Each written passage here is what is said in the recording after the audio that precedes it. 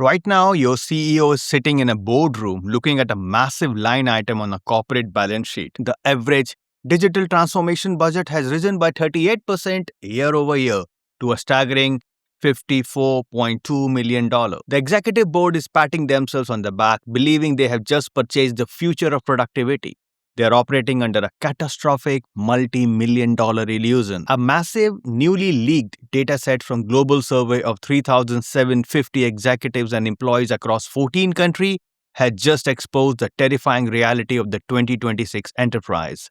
40% of that record-breaking spend is currently underperforming due to massive adaptation failure. The tools that workers once raised to adopt covertly, sneaking ChatGPT past the IT department, has become the tool they have stopped using altogether. We are witnessing a silent, massive, white-collar rebellion against the machine. Before I break down the exact mathematics of the Undriven Ferrari syndrome, explain why quiet quitting has evolved into an algorithmic sabotage, and give you the precise architectural blueprint to position yourself in the top 9% of the labor market, hit the subscribe button and press the notification bell.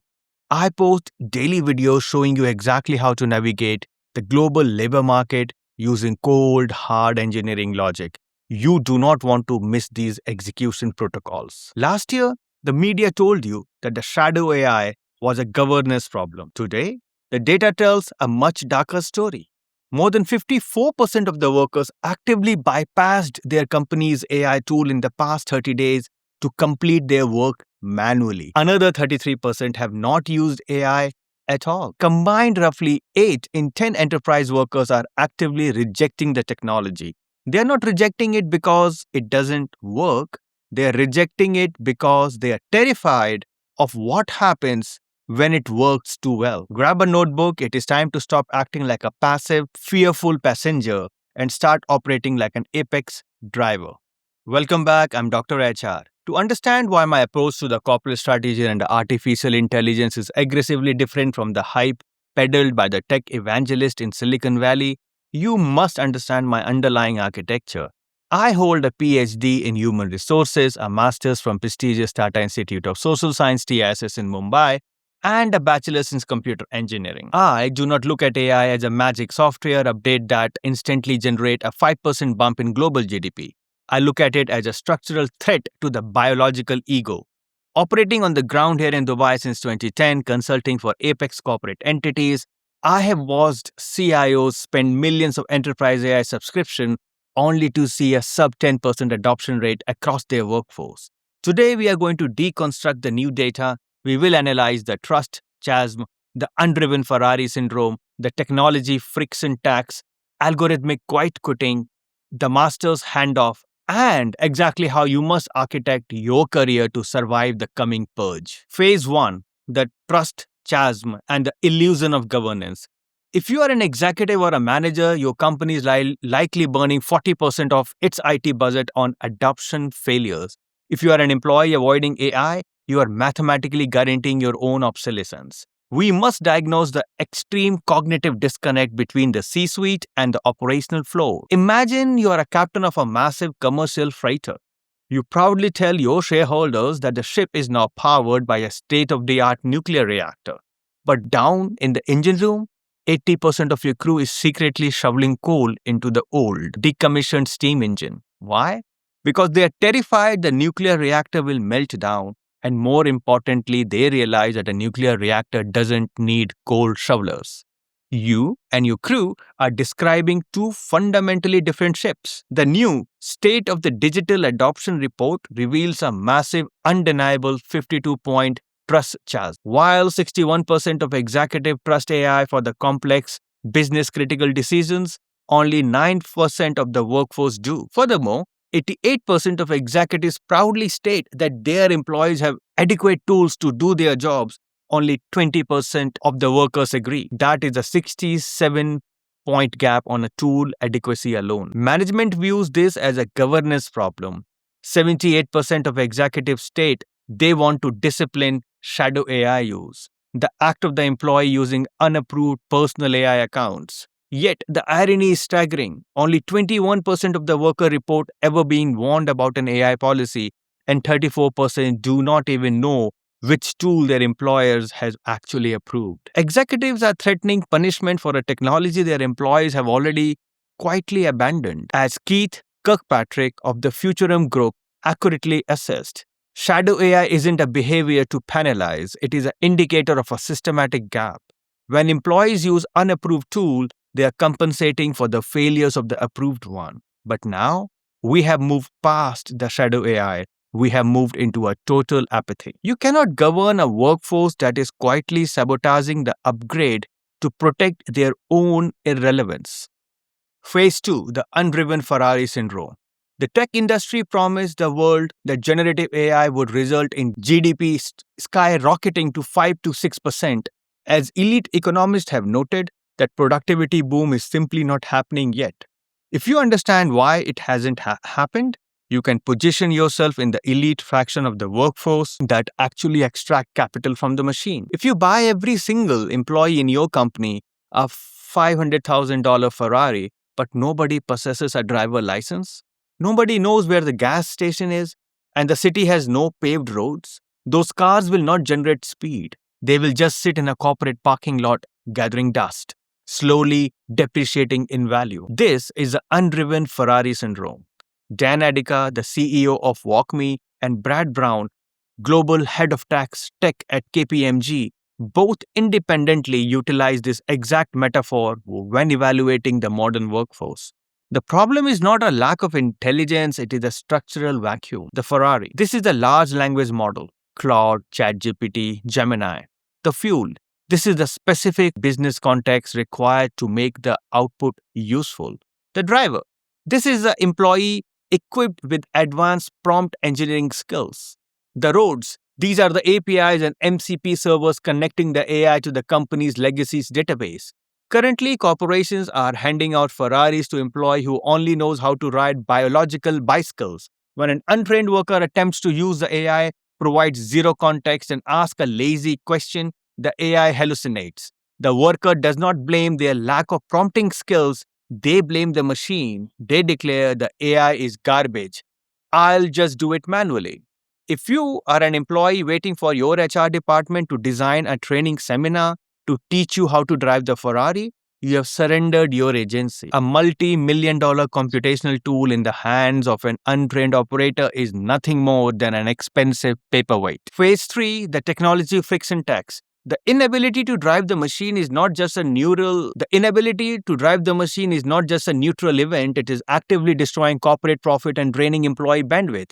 You must understand the brutal mathematics behind the friction to prove you are overriding the value to the C-suite. Think of a corporate tug-of-war where both sides are equally matched. No one moves forward, the rope simply groans until the immense wasted tension until it eventually snaps.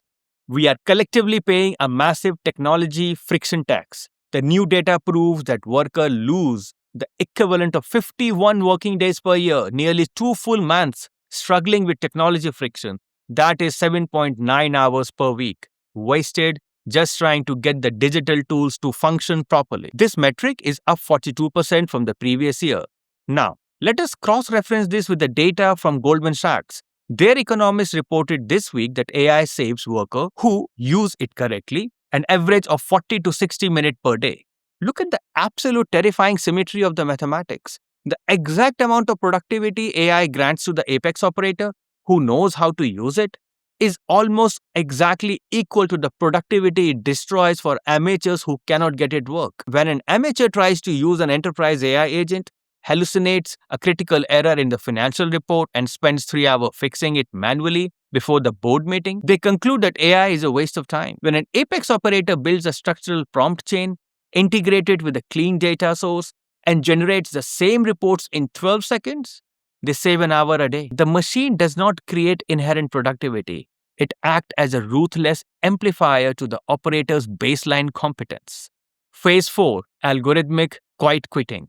You must understand the psychological warfare happening in your department right now. If you participate in this silent, emotional rebellion, you're making yourself with a red target for the next round of automated corporate layoffs. Imagine a master craftsman who has spent 20 years learning to carve intricate wood furnitures by hand. You walk into his shop and hand him a state of the art CNC laser cutter. He doesn't just refuse to plug it in, he actively tries to prove that the laser cutter makes ugly, flawed furniture. He does this not because the laser is bad, but to protect his own biological ego and justify his existence. The data reveals a new, highly destructive phenomena, algorithmic quiet quitting. When Dan Adika was asked why workers are resisting adoptions, he stated, they have pride in what they do. They won't let some AI bot take over, and they will always find and show the flaw in their tools compared to them. This is the evolution of a pandemic era quiet quitting, where workers stop going above and beyond without formally resigning. Today, they are refusing to adopt the technology that makes them faster because doing so forces them to admit that a machine can replicate their hard earned skills. They are reacting to fear. Tech giants like Oracle and Block have announced layoffs of tens of thousands of workers. Critics call this AI washing, disguising standard corporate overhiring with a convenient stock boosting excuse. But the logic is not lost on the rank and the file. The worker's internal logic dictates, if I don't use the AI and I prove it hallucinates, I can prove the company still need my biological labor. This is an algorithmic suicide. By refusing to adapt, you are not proving your irreplaceability value. You are simply proving your administrative friction. You cannot protect your biological job by boycotting the silicon upgrade. You only accelerate your own obsolescence. Phase 5, the master handoff where trust lives. If 80% of the workforce is rejecting the technology, the 20% who master the integration will inherit the enterprise. You must master the exact transition point between silicon speed and carbon judgment. Think of a high-speed relay race. The fastest runner in the world is useless if they drop the baton during the exchange.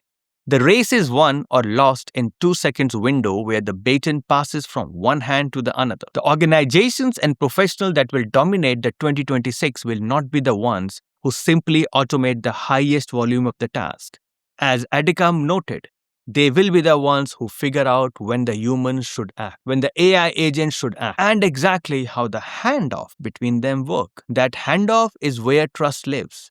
Currently, the MIT study found that 90% of workers still prefer humans for mission-critical work.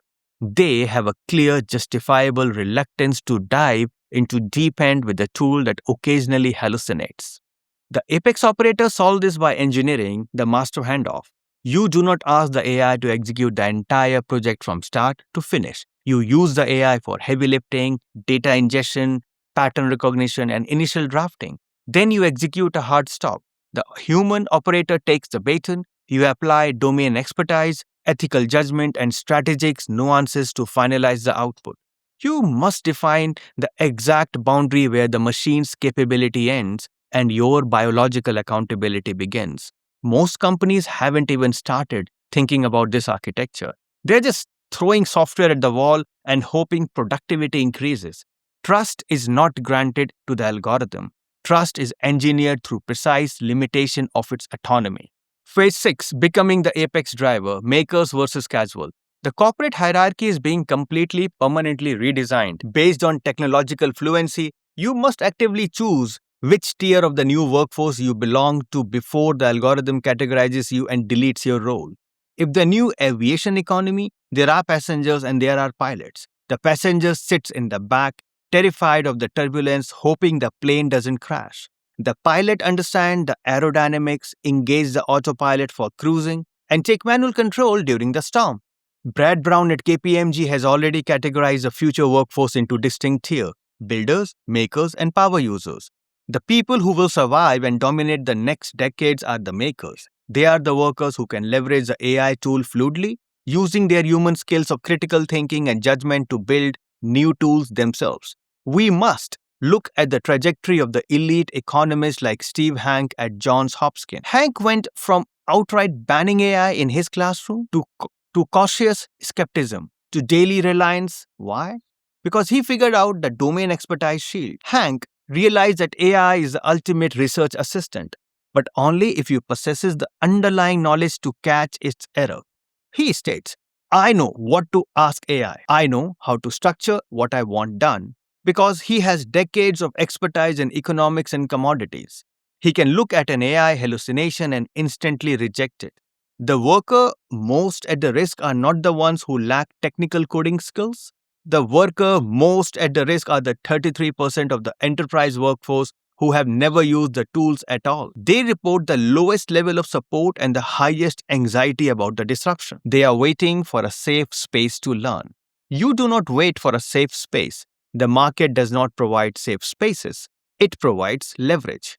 You must acquire deep domain expertise so you can audit the machine, and you must acquire prompt engineering skills so you can steer it. A workforce that refuses to lean into AI will be systematically replaced. An operator who masters the integration will be completely untouchable. Look closely at the mechanics of the people sitting next to you in the office. 80% of them are secretly refusing to use the tools that will definitely reshape the next decades of the global capitalism. They are doing the work manually. They are complaining about hallucinations. They are hoping the AI bubble will just pop so they can go back to the comfortable, predictable realities of 2019. They are living in a mathematical fantasy. The corporations are not going to stop buying the Ferraris. They are not going to reduce the 54 million digital transformation budgets. They are simply going to start firing the people who refuses to learn how to drive them.